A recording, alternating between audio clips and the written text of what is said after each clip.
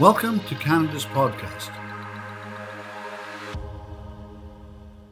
Hello and welcome to Edmonton's podcast with Mario Tanaguzzi on Canada's Podcast Network.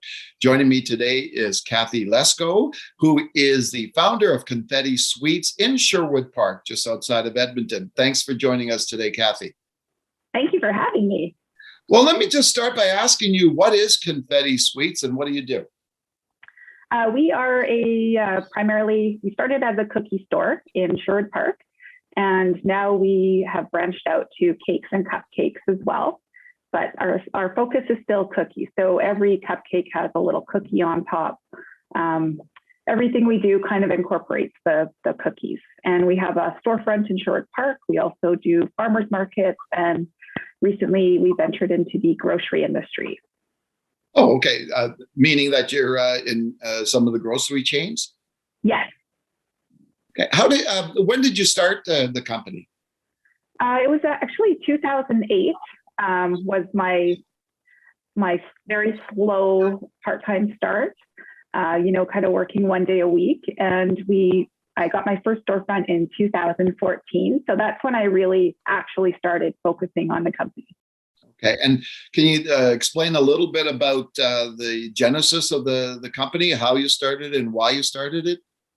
Yeah, I love baking cookies. So even as a teenager, I would be baking chocolate chip cookies all the time. And, they didn't turn out, but I would turn them into something that actually worked. And so I've always had that, and I've always liked to bake. I'm not a very good cook, so I'm definitely on the baking side. And when I had my children and I was on mat leave, I just kind of, being at home with the kids all day, I needed to use my mind for something, do something creative. So just started baking cookies and bringing them as gifts and to parties and whatnot. And it kind of got to the point where my family could not eat any more sweets. Like we were full up. We were going to balloon if we kept doing it. So I said, I wonder if I could sell these. And I just applied at the farmers market, never being to the farmers market kind of at Edmonton, and went on from there. Wow. How, when in terms of your growth, can you talk a little bit about, I don't know, what are your plans for the company going forward? Do you have just just one storefront, or do you have more?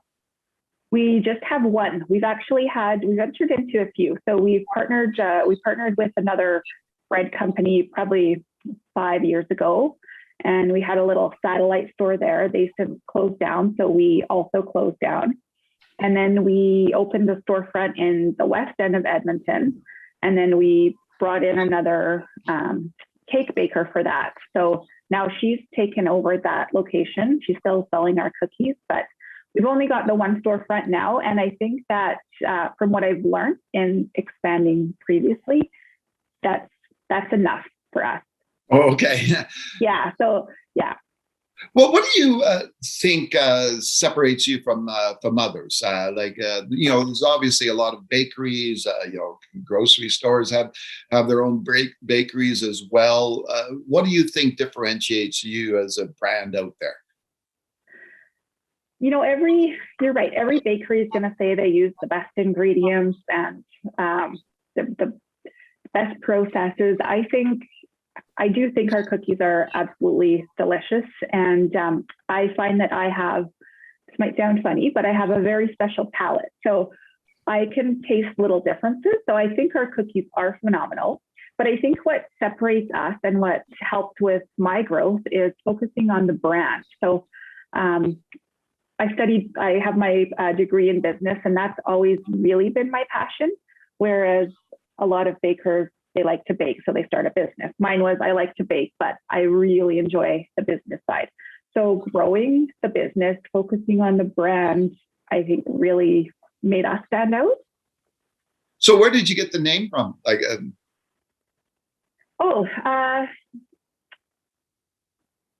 It actually kind of evolved. So first we were just confetti, because I kind of thought parties, and at the beginning I was doing chocolate and that type of thing.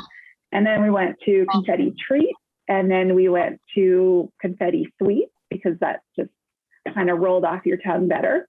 And there was actually a time when I was contemplating changing it to Kathy's Cookies, because pretty much everybody in Sherwood Park would call my booth or my product Kathy's Cookies. So there was a time when we briefly thought about that, but stayed with Confetti Sweet so that we could grow if we ever wanted to. And thank goodness I did that.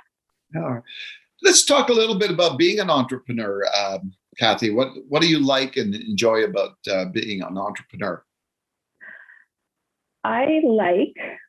First of all, I like the freedom. So when my kids were little and they would come to work with me, and I'd kind of have to work around their school schedule, I'd work a lot. So, 12-hour days, that's kind of typical when you're starting out, especially in food business. And people say, you work so much, how can you be a good mom? And I was like, well, yes, I work a lot, but I work around my kids' schedule. So if I want to run out to a concert during the day, I can totally do that. So the flexibility is amazing. And I think just being accountable. So if we fail, it's my fault. But when we win, like I feel the pride and I feel the excitement, and I pat myself on the back. So yeah, just the challenge and the responsibility and growing your team and your culture, and I don't know, I love it. What was the biggest challenge for you as an entrepreneur? I would say in the food business, because our margins are not the best. Mm-hmm. It took me probably about, honestly, 6 years before I was actually turning a good profit to pay myself a fair wage. So figuring out pricing, figuring out labor, that was, I would say, my biggest challenge. And I always caution people I have a lot of people come to me, I want to start a ice cream shop or a food business. And it's like, well, you're not going to make money for a lot of years, or at least maybe I wasn't savvy enough, but that was my story. So making money was the biggest challenge.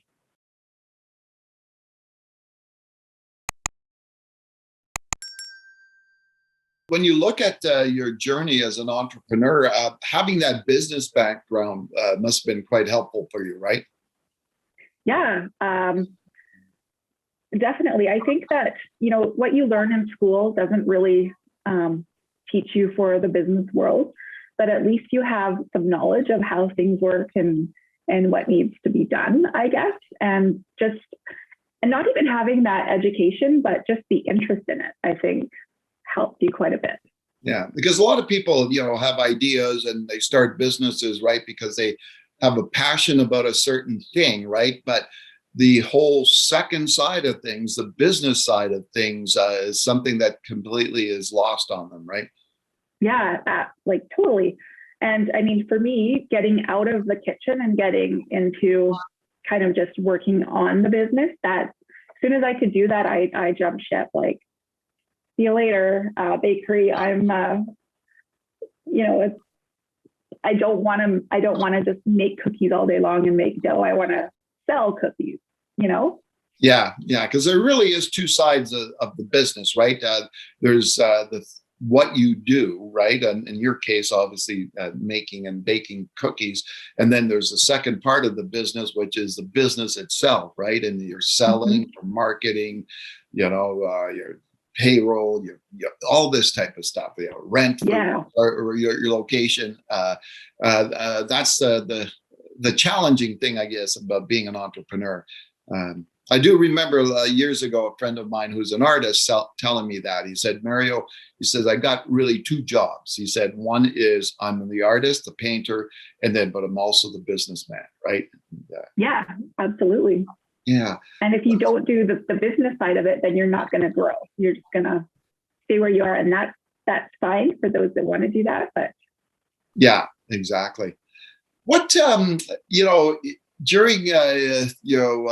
from the inception to today, being an entrepreneur, what kind of things helped you along the way? Were there any people, were there any examples of entrepreneurs out there, books that you read that helped you on your journey? Yeah, for me, when I first started, I went to Business Link, and I got them to help me, write a business plan. I did every kind of course that there was, I took. So, human resources or building culture. Reading all kinds of books. I love, the Disney philosophy and the guest-oriented side of that. So I read all the books on how Disney does business. And I didn't actually have a real, I would say, mentor as I was going, but I had a lot of people that I looked up to and encouraged me, for sure. Was there anything in terms of a piece of advice that has always stuck with you, that kind of resonated with you? You don't know what you don't know.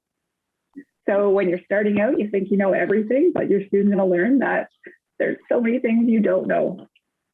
So true. So yeah, and also kind of going through the years of the business, everyone has ideas and they want to give you advice, and it's, take it with a grain of salt, because what works for somebody else might not work for you, or your beliefs or your culture.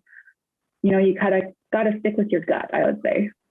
So if you were giving advice to a would-be entrepreneur, someone who was thinking of starting up a business right now, what would it be? I would first say just jump in and do it, because there's so many, you're never going to have everything ready to go. You're never going to have it perfect. So get started. And even if that's getting started small, like if you're in the food industry, I always say start at a farmer's market so that you can get a feel for, talking directly to your customers, and just get in, because your business plan is probably going to change substantially over the next year or two. But if you don't start, you're never going to do it. Yeah, no, that's so true, right? And the challenge of these times, Kathy, how has it been for you in the past year and a bit through COVID and the pandemic? Well, cookies are essential, so we're very lucky with that.